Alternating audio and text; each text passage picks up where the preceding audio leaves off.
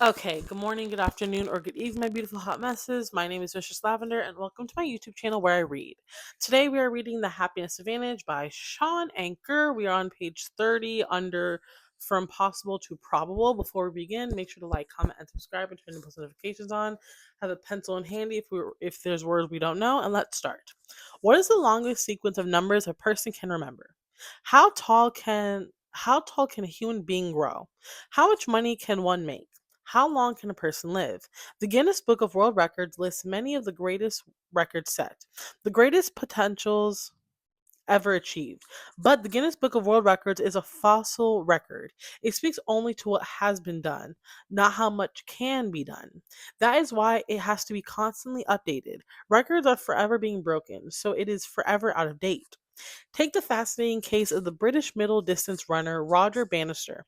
In the 1950s, after rigorous testing and mathematical com- computations of the physics of our anatomy, experts concluded that the human body cannot run a mile in under 4 minutes. A physical impossibility, the scientist said. Then along came Roger Bannister, who in 1954 seemed to have no qualms proving that it could, in fact, be ran in 3 minutes and 59 seconds. And once Bannister broke the imaginary barrier, suddenly the floodgates opened. Scores of runners started besting the 4 minute mark every year, each one faster than the next.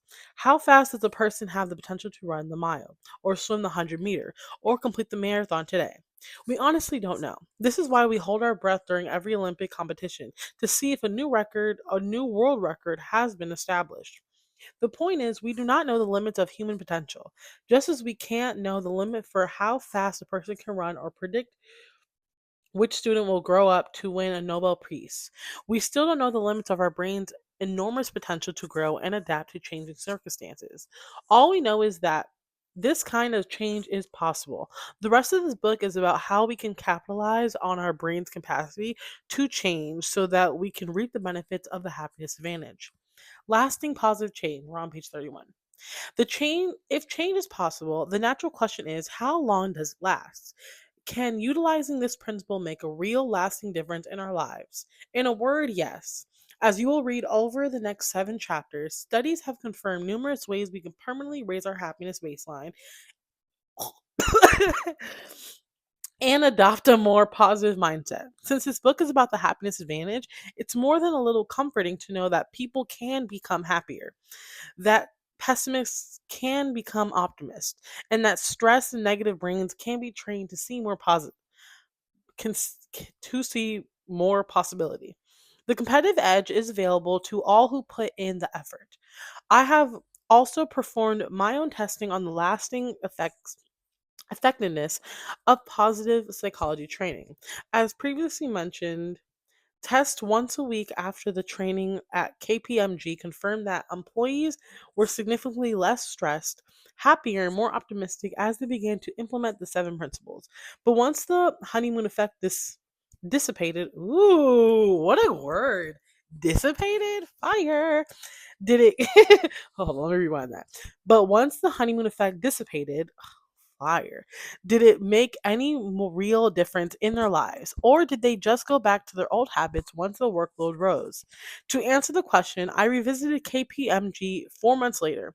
Extraordinarily, the positive effects of the study held. The control group's spirits inevitably rose somewhat as the economy crawled back from the bleak December 2008 low. However, the managers who had the training reported a significantly higher satisfaction with life, greater feelings of effectiveness, and less stress.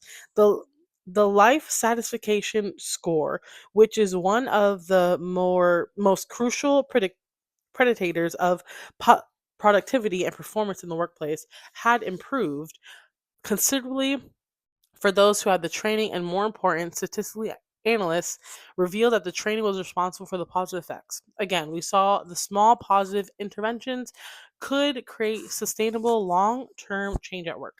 I was going to read more, but nah, I'm stopping there. From information to transformation will be the next page. We are stopping there on page 32. Again, this is just Lavender. Thank you so much for joining me. And I know I could have read more, but at least I'm reading. You know what I'm saying? So go ahead and like, comment, and subscribe and turn your post notifications on. Again, we are reading The Happiness Advantage. I'm on page 32, so we'll continue there on the next episode.